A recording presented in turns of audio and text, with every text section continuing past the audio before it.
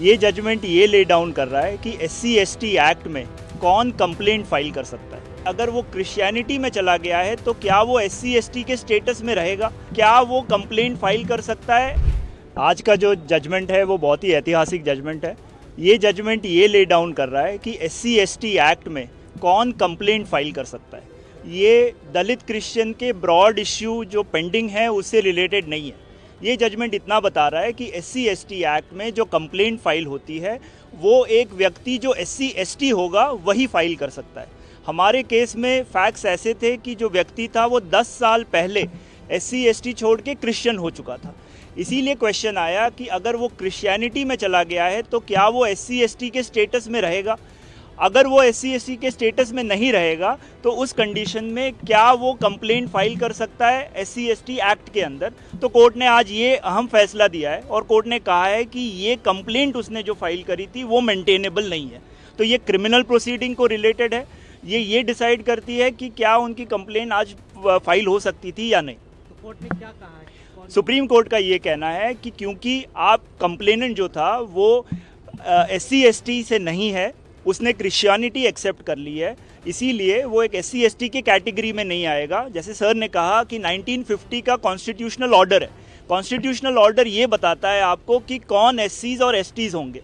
अगर उस constitutional order के डेफिनेशन में अगर आप नहीं आते हैं तो उस कंडीशन में आप एक दलित नहीं होंगे और इसीलिए आप फिर ये कंप्लेंट फाइल नहीं कर सकते। ये line of judgment Supreme Court के ऑलरेडी हैं कि SC जो कन्वर्ट हो चुके हैं क्या वो SC/ST माने जाएंगे कि नहीं। इसको लेके कॉन्स्टिट्यूशनल बेंच के जजमेंट्स भी ऑलरेडी हैं जो इसी पॉइंट को अफर्म करते हैं। तो इसीलिए आज का जजमेंट जो है वो पहले के प्रीवियस बहुत सारे जजमेंट्स, कॉन्स्टिट्यूशनल बेंच जजमेंट्स को रीअफर्म कर रहा है कि SC/ST कौन होगा। और अगर आप कन्वर्टेड हैं, आप 10 साल पहले कन्वर्ट हो चुके हैं, आपने SC/ST का स्टेटस छोड़ दिया है, तो फिर आप क्रिश्चियनिटी को एक्सेप्ट करने के बाद आप ये नहीं कह सकते अब मैं SC/ST हूँ। जैसा कि आपने बोला ये मामला तो सिर्फ 30 एक्ट के अंडर Correct. कंप्लेन डलवाने के लिए, लेकिन रिजर्वेशन बेनिफिट्स की जहाँ बात आती है वहाँ पे क्रिश्चियन कन्वर्टीज क्या SC/ST नहीं मान जाएंगे इस तो जजमेंट के बाद? क्या आज assume कर सकते हैं?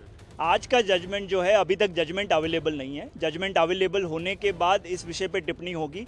पर आज का जजमेंट और हमारा जो सबमिशन था वो सिर्फ क्रिमिनल प्रोसीडिंग्स को लेके और SC/ST एक्ट में कौन कंप्लेंट फाइल कर सकता है, कौन कंप्लेनेंट है, वो मेंटेनेबल है कि नहीं, इस पॉइंट ऑफ व्यू से था। इसमें कोई भी रिजर्वेशन वाला इशू हमने रेज करा नहीं था और जो ब्रॉडर इशू है वो अभी भी पेंडिंग है। तो इसको थोड़ा एक्सप्लेन करें कि SC/ST एक्ट वही इस्तेमाल कर सकता है जो SC है, जो कन्वर्टेड जी वो नहीं करेंगे। इसको जी, एक्सप्लेन कीजिए। जो 1989 का एक्ट आया उस एक्ट ने एम्स एंड ऑब्जेक्ट्स में मेंशन करा था उस समय में कि ये एक्ट क्यों आया।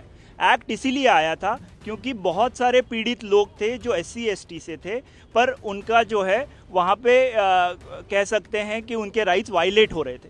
इसीलिए this act was brought in. Act ने ये कहा कि इन सब लोगों के सामने अगर आप SC/ST के सामने कोई गलत काम करते हैं, उनको आप गाली गलौज करते हैं, उनके सामने आपने कोई एलिगेशंस करे हैं जो गलत हैं, तो ऐसे कंडीशंस में वो जाके इस एक्ट के अंतर्गत कंप्लेंट फाइल कर सकता है, वो FIR रजिस्टर कर सकता है। अब उसका डेफिनेशन भी प्रोवाइडेड है। एक्ट में ये बताया गया है कि SC/ST कौन होंगे।